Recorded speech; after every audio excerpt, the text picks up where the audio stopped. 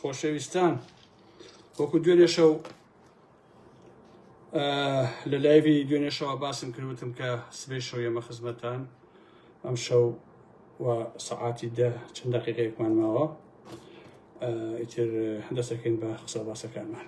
سڵاو و ڕێزم بۆ هەموو لایەکەی خۆشەویستان ئەوە سین تاوەکو هەندێک برادەر کۆ بێتەوە دوای ئەوە فۆکین بە کەڕەنایە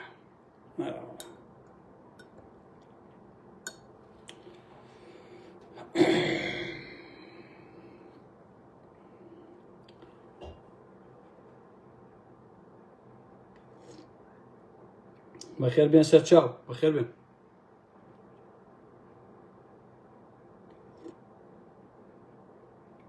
کورە زۆر گەرمە جەماعەت بە ڕواتان نەبێت ئەڵێ بە ئاگر کوڵاوە ماڵەکەی ماوەڵ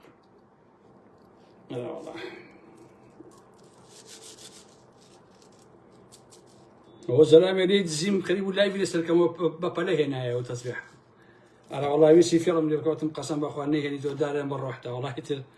هێنایەوە چار نەبوو ویسی ماڵم وێران کات ئەوە بدزێ بۆ خۆی کودە دزە حەزیان لە بەلاشەیە شێتی بەلاشن کورە سڵاو لە پێنجوێن سڵاو لە سێچاکان سڵاو لە بلکیان سڵاو لە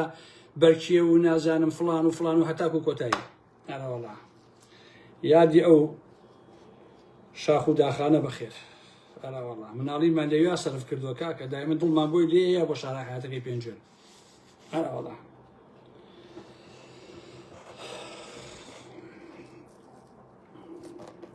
باشە خۆشەویستان بەرحاڵ لە چوارچەوەی قسەکان نایتر برادران بۆ خۆیان کۆ بنەوەشی کە نەیەدەوە توانێت بۆ نمونە کاتێکی تر گوێ لە بابەتەکەەوە بێت یا گوێ لە قسە باسەکان بگرێتەوە ئاسایی وەکو دوێنێ شەو ئەوەم کرد تۆزێک لەسەر ڕووداوەکان قساکەم دوای ئەوش بۆ هەرێمی کوردستان و بۆ ڕخنەیەکیش لە خەڵک لە حەقیقەتە لەبێ هەڵوێستیەکانی خەڵک کە کۆمەڵگای ئێمە بۆچی ئاوای دێتوە و لێرەوە دەچینە سەر مەسەلەی سووریا و سوزانم ئیتر شەنوکەیەکی ئەو ناوچەیە کە بزانین چیە گوزەرێ بۆی کە هەمووان بە چەمان ڕوون بێ کە وەزعەکە بەرەو چۆ دەچێت هەڵبەتە ئەبێ هەمووتان ئەو ڕاستیە بزان کە ئەم شەڕی سووریا و هەنگاو بۆ شەڕی خێڵەکان شەڕی عاشێتەکان دەنێت وردەوردە وڵاتێک کە ساڵانێکی زۆر زۆرە عین لە دروستبوون سووریاوە خەڵکانێک بەیەکەوە ئەژین هەموو پێکاتە ئاینیەکان پێکاتە نەتەوەیەکان چوزانم خێڵەکان عاشێتەکان ئێستا بەرەو هەڵوەشانەوە و بەرەو کوشتن بەرەو وێرانکاری و بەرەو شەڕی ناوخۆ ئەڕوات و هەنگاوانێ و هەمووشمان ڕووداوەکان ئەبین کە ڕۆژانە چێگوزەریە ئەمەش تەبعاً لەبەر دوو هۆکاری سەرەکی خۆشەویستە یەکەمیان شەڕی ژێربەژێری ئیسرائیل و تورکیا ئەمانی شەڕێکیان هەیە وەکو دووبەرە ئەمە بۆ خۆی بەچێکیانە تورکیا بە تەواوی لە دوای نەمانی حیزبوڵڵا لە لوبنان و نەمانی ئەو قەڵەمڕەویە و ئیسرائیل بەرەو ناوچەکەی سووریا ئەوانە کە هاتوون نزیک بۆتەوە تورکیا ترسی لێ نیشتووە دەیەوێت بە هەر جۆرێ بێ کێشەکان لە ناو خاکی سووریا چارەسەر بکرێ و سەر نەکێشێ بۆ ناوخۆی تورکیا وەکو چۆن ئێران ساڵانێکی زۆر هەوڵیدا لە لیبیا لە یەمەن لە سووریا لە غەزە لەمانە شەڕکە بۆ ئەوەی شەڕەکە نەگاتە تاران بەڵام دوجار شەڕەکە گەیشتە تارانیش پێشتر چەند جارە باسم کردووە ئاشتی لەگەڵ بەنمونە کورد لەگەڵ ئەردۆغان ئەوەی کە باسی ئەکرێ و ئاپۆی مەزن و پاتی کرێکاران هەنگاوی باشیان بۆ ناوە ئالێرەوە سەرچاوی گرتووە واتە لەم خاڵە سەرچاوی گرتووە کە هەمومان هیوادارین کە ئاشی بێتە دێ چونکە خۆتان زانن کورد گەلێکی شەڕخواز نییە بەڕاستی بەسەری هەسەپاوە خاکی دابەش کراوە زمانی قەدەخە کراوە هەوڵی سرێنەوەی دراوە مەجبووە چەک بکاتە شانی لە پێناوی ئەوەیە کە خۆی بسەلمێنێ و ئاشتی بەرقەرار بێت لە ناوچەکەیان و هەمومان بە هیوان کەم ئاشتی بێتە دی بەڵام من بڕوام بە ئەردۆغان نە بە تورک بەڕاستی بڕوام بە هیچیان نییە وەکو قەناعەتی خۆم لە ڕاستیە دیارە تەمەنامان هەیە بۆ ئاشتی بەڵام بە هیچ جۆرێک نەبڕوا بە ئەردۆغانەکەم من نە بە تورکیاکەم تورکیا و ئەردۆغان ئەترسن نەبادا ئیسرائیل کوردەکانی باکوور و ڕۆژئاوا بەکار بهێنێ و ئەم هێزانە بچنە سەنگەری ئیسرائیلەوە واتە جۆرێک لە هاوپەیمانی لە بینی کوردانی ڕۆژئاوا لە سووریا و کوردانی باکوور لە تورکیا لەگەڵ ئیسرائیلە هاوپەیمانێتی دروستکەن تورکیا بەڕاستی لەم خاڵە زۆر ئەتەسێ هەر ئەوەیشە ئەردۆغانی والێ کردووە کە بێتە ئیدعای ئاشتی هەبێ ئەوەی کە ئەردۆغان ئەڵێ کوردانی سووریا برای ئێمن و دڵی ئێمن لەم ترسەوە سەرچاوی گرتووە دەنا هەر خۆی بوو کاتی خۆی کە چۆن داعشی چەکدار کرد چۆن نردی بۆ کوبانێ و بۆ ناوچەی شنگاڵ و ئەوەی کە کرا بەرامبەر بە ژن و کورد ژنی کورد و کچی کورد و مناڵی کورد بەڕاستی درێخیان نەکرد حتا تورکیا و پیاوەکانی دارزەیتونەکانیشیان لە ڕۆژئاوای کوردستانە هەڵکەند و هەمویان وێران کرد بۆ ئەوەی کە تەنان کورد ئەوەشی نەبێت لەبەرەوە ترسەکەیان ئالێرەوەی ئایزان لەمە بەدەر ئەردۆغان و تورکان نەباوەڕیان بە ئاشتی هەیە نە بە چارەسەری قەزەی کوردی هەیە لێرەوەیە هەر هەنگاوێک بنێن شەقی زەمانە و ترس لە داڕوخانی خۆیان پێیان دەنێن خۆ ئەمەش دروستە با بڵێن یعنی گرنگ ئەوەیە کە ئەمومان چاوەڕێبین بزانین هەنگاوەکانی تورکیا بۆ ئاشتی و چارەسەری کێشەی کورد بەڕۆکوێتێ چەندە واقعیە و چەندە تاکتیشیە با بڵێن خاڵێتێر حکوومەتە کاتێکەی ئەحمەد شەرعە باش نییە یەکەم لایف کە ئەم دەسڵا کە بەشەر ئەسەد ڕۆی من ئەمەم باس کرد وتم ئەمە هەمومان ئەزانین کە داعش بووە بەڕاستی وێنەکانی دیارە مێژووی دیارە زیندانی ئەمریکیەکان بووە وە کەسێکە خوێنخۆرە بەڕاستی و ئەو جلە چڵکنانەی داکەندووە چاکەت و پانتۆڵێکی گۆت کردوتە بەری ڕیشەکەی تۆزێک کورد کردوتەوە تەواو عەقڵەکە هەمان عەقڵە بەڕاستی باوەڕی بە یەکەوە ژیانی پێکاتەکان نییە ئەوە تا شەڕی ئاینەکان ئاینە جۆراوجۆرەکان لە سووریایە شەڕی قەبیلەکان شەڕی هۆزەکان گاف بە گاف پەرە دەسێنێ و ڕۆژانە وەکو ئەبین لە مایە کە ڕوویداوە ئینسانەکان ئەبنا قوربانین بۆیە ئەحمەد شەرع کوشتنی بە کۆمەڵی ئەنجام داوە ئاینەکانیتر لە ناو دەبا هەوڵ ئەدا ڕێشەکێشیان بکە من وەکو کەسێکی تونڕەوانە بیر ناکەمەوە بەڕاستی من بڕوام وایە هەموو مرۆڤایەتی خوداوەند دروستی کردووە بەڵام هەریەکە بەڕێگەیە خواپەرستیەکە هەیە سوننەیە هەیە شیعەیە هەیە فڵانە مەسیحیە ناکاتۆلیکە چیە هەر هەمووی هەرێکە بەڕێگەیەکە و من پێشم وایە کە هەر هەموو ئەمانە بەڕاستی مافی ژێنن هەیە و حەقی خۆیانەکە پەیڕەوی لە ئاین و بیر و باوەڕ و قەناعەتی خۆیان بکەن اینجا لە ماوەی ئەم ماوە کورتەیە عزیزان 36 ژنی عەدەوی بەش ڕفاندویانە لە سووریا بردووانە بۆ تەعدای سێکسی و بۆ بەکرێنانی سێکسی و ئەم بابەتانە ئەوانی تریش بێدەنگ نابن بەم جۆرە سووریا بۆتە مەیدانی خوێنڕەشتن و ڕەنگە خراپتریشی لێبێ ئەمە ئەگەر ئەم عەقڵیەتە ئاوا بڕوا بەڕاستی بەرامبەر بە کوردەکانی ڕۆژ ئاواش ئەکرێ ئەگەر ئەمانە لە ناو نەچن یا گۆڕانکاریەک نەبێ یان بەمانای کەلیمە بیر لەوە نەکەنەوەکە قۆناغە تێپەڕیوە و ئەبێ هەموو پێکاتەکان لە سووریایە بەیەکەوە بژین یان ئەوەیە کە فیدراالیەک شتێک لە سووریا هەبێن بۆیە گەلانی سووریا ئەگەر بیانەوێ وەکو مرۆڤ بژین و خوێنڕەشتن نەمێنێ دەبێ حکوومەتەکەی شەرع لە ناوبەرن و خۆشی بەڵای سزا بدرێت چونکە ئەو کابرایە ئینسانێکی سەردەمیانە نییە و لەگەڵ ئەم سەردەمەیە بەڕاستی ناگونجێت ئەم گروپە کە هەن پێشتر چنیان خوێنایی وە بە کوشتنی کورد و پێکاتەکانی تر ئەوێ دروزەکان مەسیحیەکان شیعەکان ئەلمانیەکان کوردەکان عەلەویەکان ئەمانە هیچی نەهێڵێ ئێتۆ ناکرێ بەڕاستی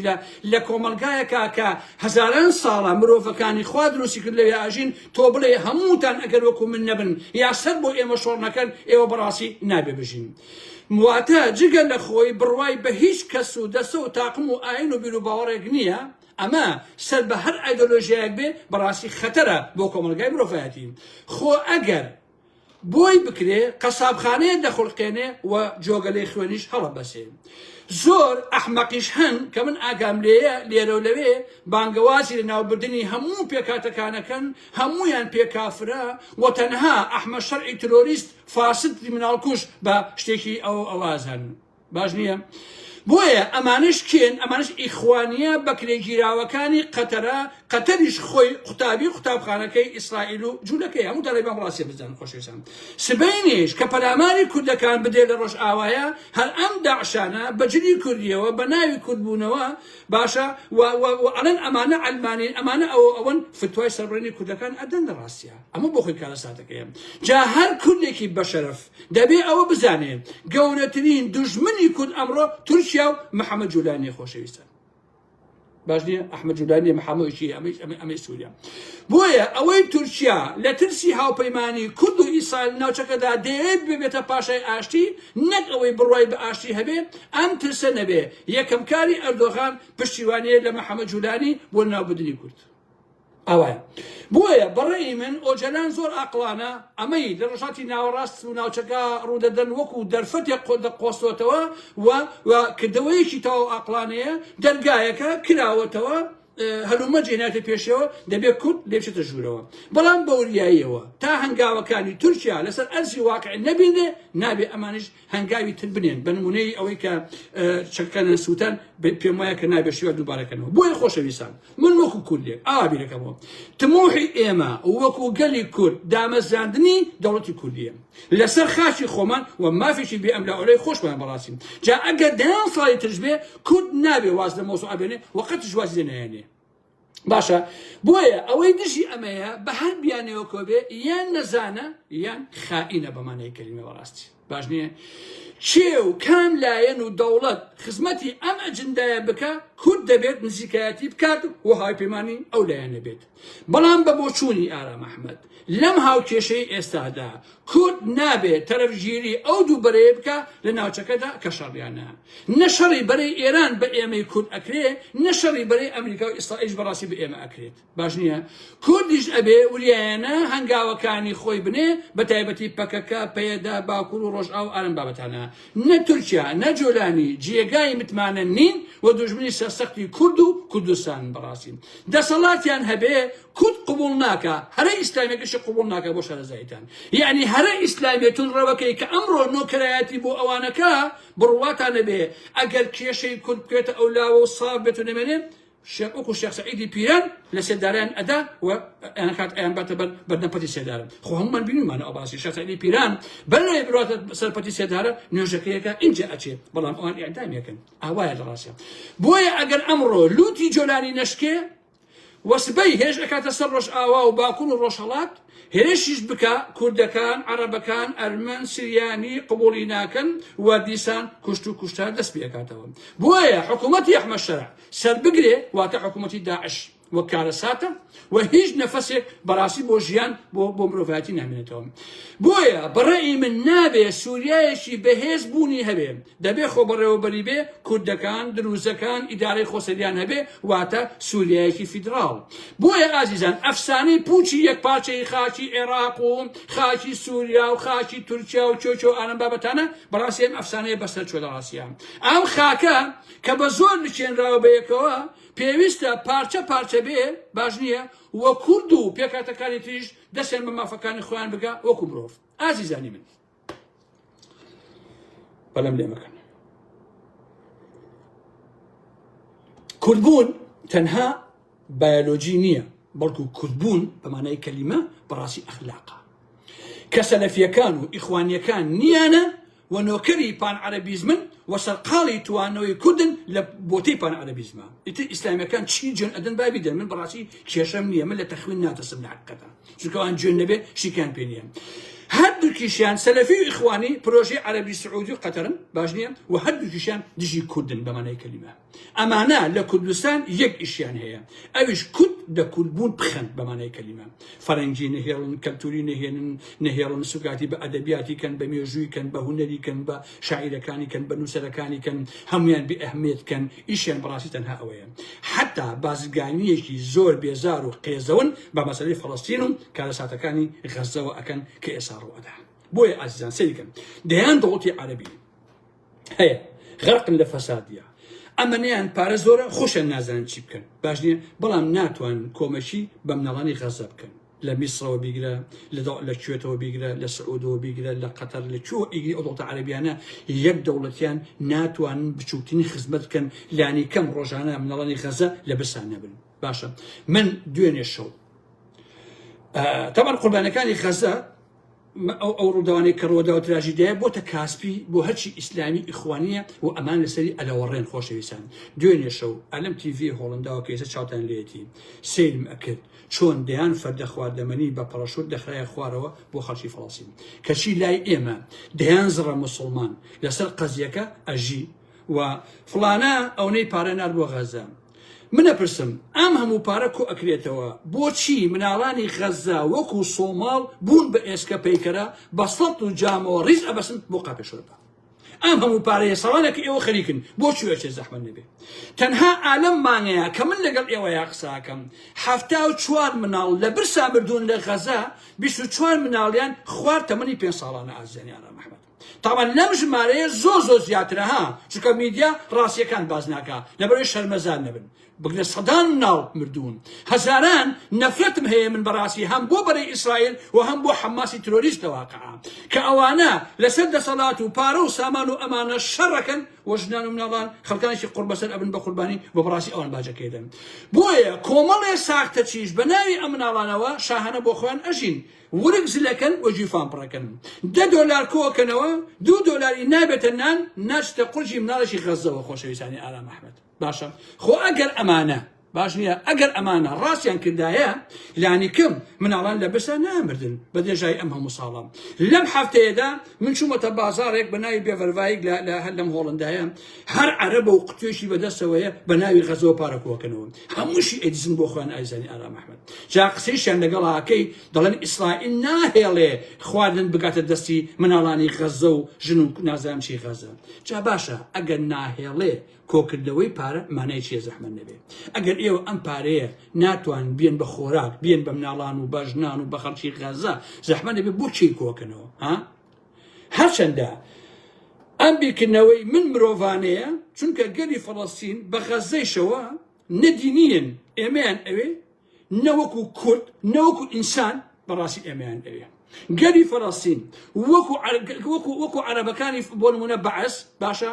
وەکو داعش ئاوە ڕقیان لە گەلی کوردە بەڕاستی هەرە موسڵمانەکەی ئێمە لای گەلی فەڵەستین قیمەتی تاکە پێڵایشی نییە ئەوە لەوە تاکیدکەن ئەمان هەر لە خۆیان فشەکەنەوە ئێمە پشتیوانیەکەین لە غەزە و لەم ناڵەن و ئەرەم بابەتانە بەڵام کە ئێمە کیمیاباران کراین کە ئێمە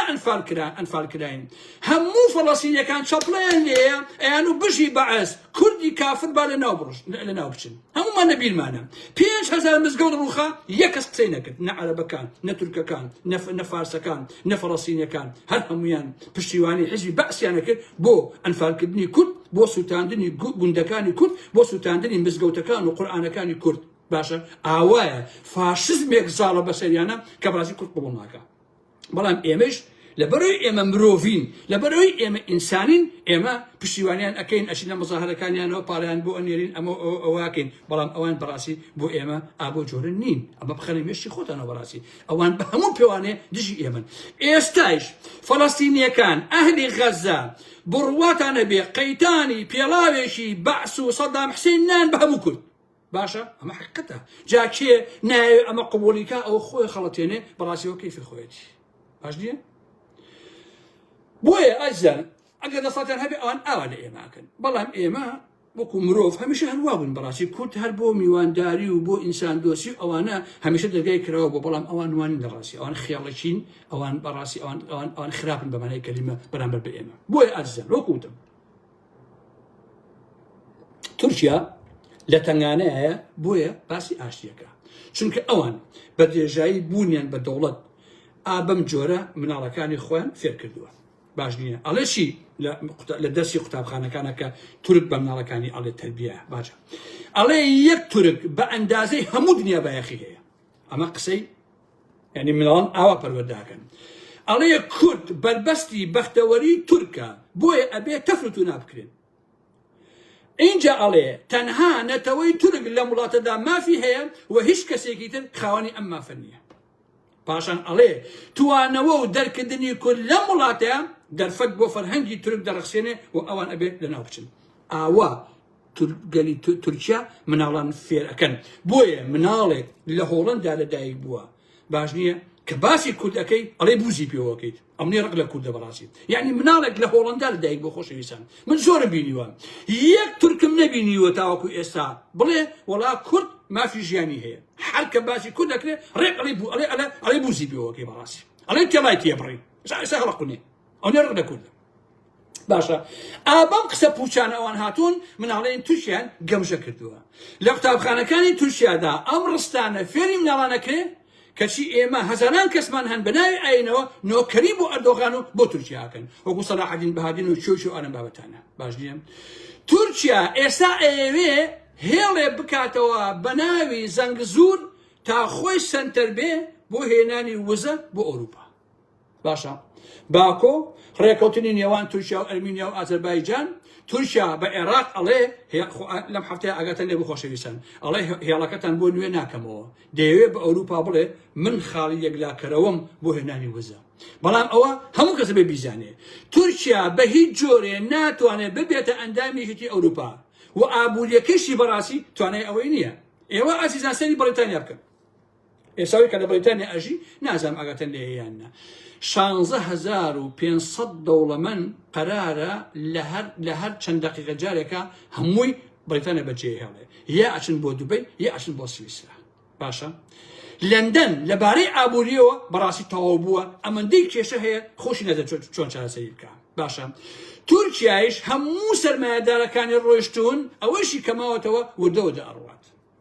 ئەو هێڵە کە قەرارە دروست بکرێ زۆرینەی بەناو تورکیا ئەڕوا. هێڵی سۆمۆ و نەوتی هەرێم ئەوە تا عەقدەکە تازە ناکاتەوە.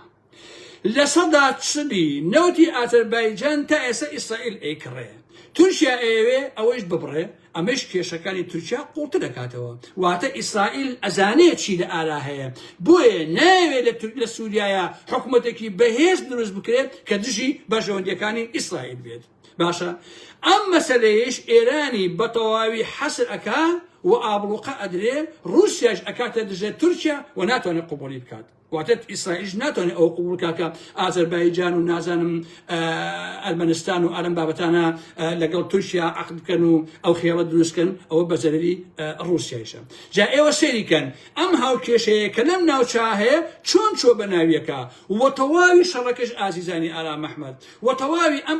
ئەم کوتلە کوتانە کە هەیە ناوچەکەیە لە پشتیشیانەوە حکوومەتی گەورە ئەوانە هەن، هەر ئەمووی شەڕی وزەیە، شەڕی بەرژەوەندیە و شەڕی پارەیە، لەمە بەدەر شتێکی تر نییە. خۆشەوی سەری من باش نییە ئازیزان. ئەمریکا وەکو ئەڵێن بە زمانە کوردەکەی خۆمان گونی رووسیا و ئێرانیشی گرتووە لە لایەکی ترەوە. لە خۆڕان نەبوو کاتێککە بینیمان ئەمریکا لە ئەفغانستان کشایەوە بای ملیار دۆلار چەک و کەرەسەی جەنگی بەجێ هێش و ئەفغانستانی تەسلیمی ئەلقاعیدە کرد بۆ ئەوەی کە کەی بێوێ دژی رووسیا یان دژی ئێران بەکاری بهێنێ. لەم ڕۆژانەیە خۆشەویستان لە تەلەڤیزیۆنێکەوە بینیم مەلایەکی ئەفغانی دەبێت ئاوی ئاوا گرتۆ بەدەستیەوە ئەیوت با ئێران دەبێت نەوتمان بداتێ، ئێمەش دەبێت ئاوی ئەینێ. باشە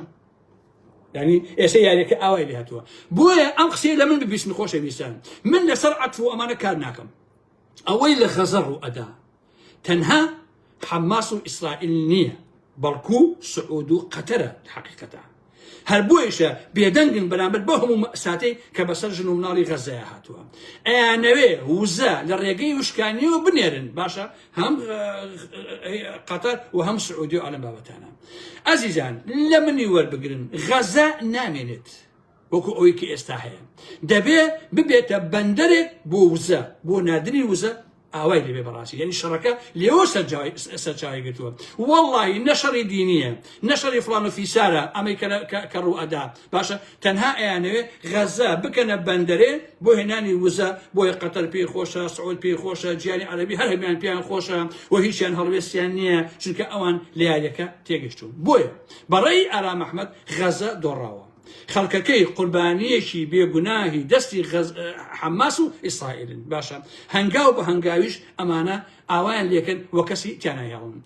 جا بەوەی دامایەک هەڵەسێ لە سێسایەکەوە وەڵا من پارانێرم بۆ غەزە یان کەسێکی تر لە شوێنێکەوە ئاو قسەکە، ئەمە هەمی بۆ خۆ دەرخستنە بەڕاستی کاکە. من هەر کەسێ چاکەی کرد باسی کرد ئیتر قیمەتم بۆ چاکەکەی نییە بەڕاستی. ئەوە هەر یاسای ئارام ئەحمەد بووە، ئەخلاقیشە ها باش نییە. هەر کەسێ خێری کرد وتی وەڵا من خێرم بە فڵان کەس کردووە، ئەوە بێت نەفەت لە خۆی لە خێرەکەشەکەی بەڕاستی. چونکە ئینسانی چاکەکار باش نییە کە خێرەکە باسی ناکە چونکە بۆ خۆیەکات،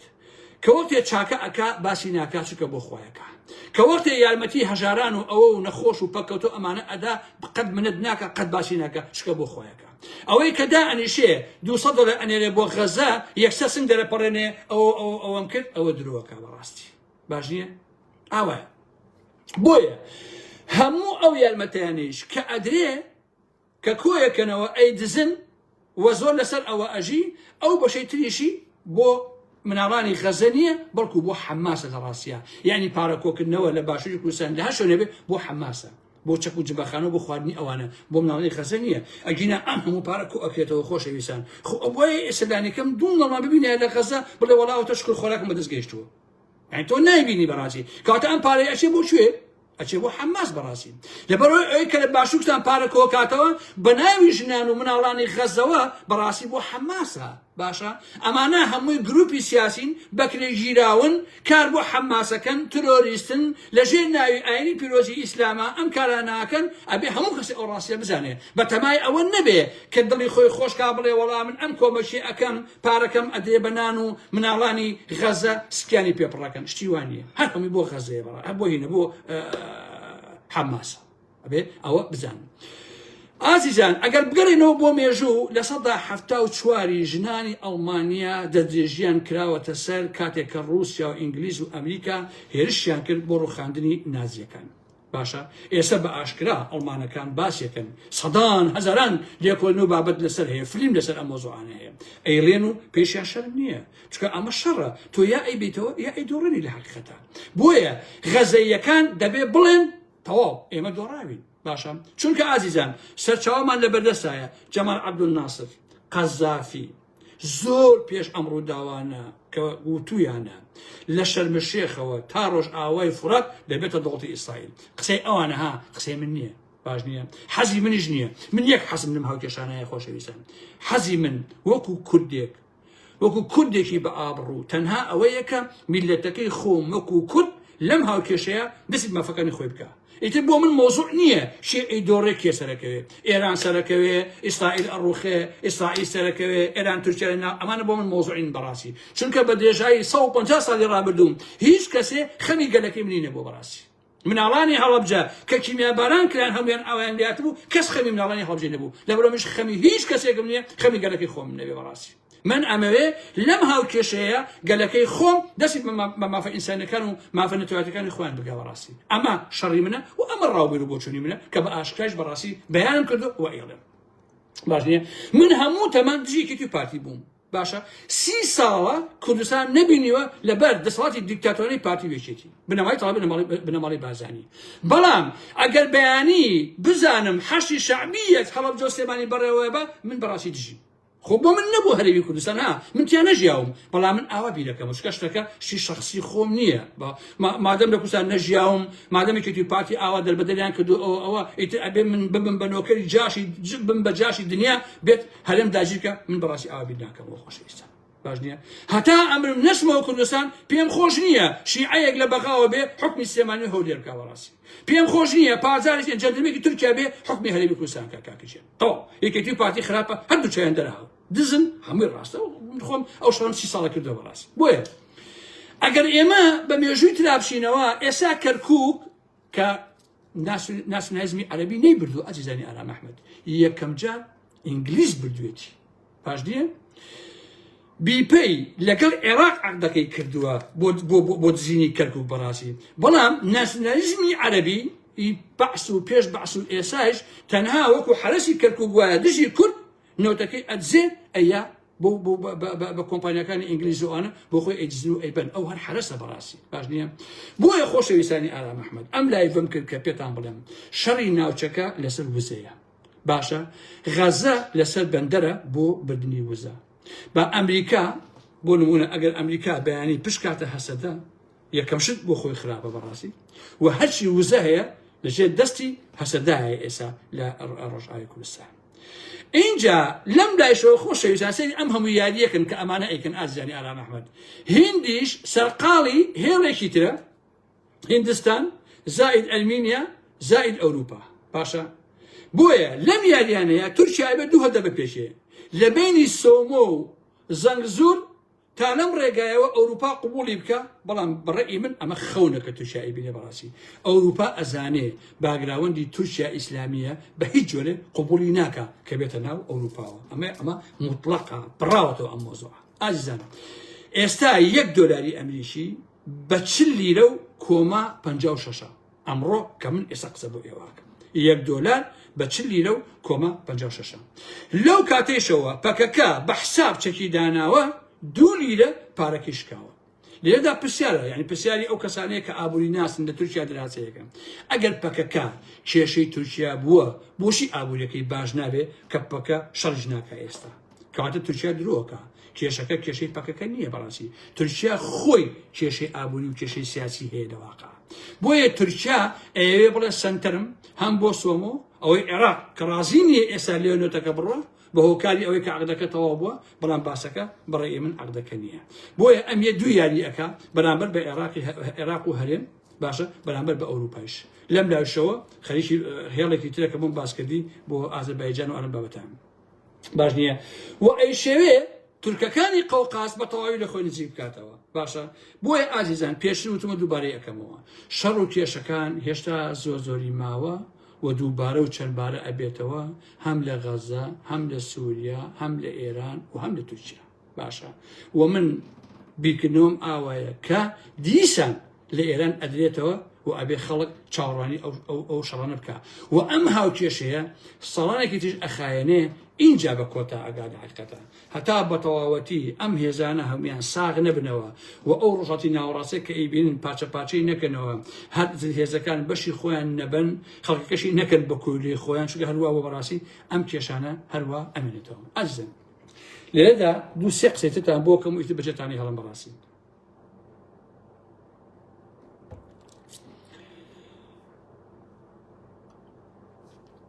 ئەمەیە پێتان بڵێم کە هەموو تاشیشی کورد یعنی کە ئەڵێم هەموو شتەکە ڕێژەیە لە ڕاستیە واتە زۆرینە تاشی کوردی باشووری کوردستان بە تایبەتی بیمارە و ئەوەندەش بیمارە تەنانەت ناتوانێت خۆشی تیمار بکات باشە من ئێستا کە قساکەم لەگەڵ ئێوەیە داعشەکان ئەبینم کە گوێن ئەدەن بەڕاستی بەڵام ئارام ئەحمەد ئەو کەسە نییە کە لە تەخوین بترسێ زۆر کەس هەیە من ئاگام لێ نایەن قسە بکەن ئەڵێن کاکە ئیسلامیەکان یەکێتیەکان پارتیەکان گوێن ئەدەن ئەماکەن ئەوە بەڵام ئەو بۆ من مۆزوع نییە بەڕاستی هەموو ڕۆژێ 2 ملیۆن گوێنم پێ بدرێت تەقی سەرمێ بەڕاستی ئەبێ ئینسان قسەی خۆی کە نابێت لەوە بترسێ بەڵام نابێتەوە بەو چەکە بچیتەوە بەگشت ئەو چەکە کە چەکی بێئەخلاقانەیە بەڕاستی باشە کارەساتەکە ئەوەیە کە کورد لە باشوور بیمارە بەڵام ناتوانێت خۆی تیمار بکە ئازیزانی من هیچ مرۆڤێکی بە کەرامەت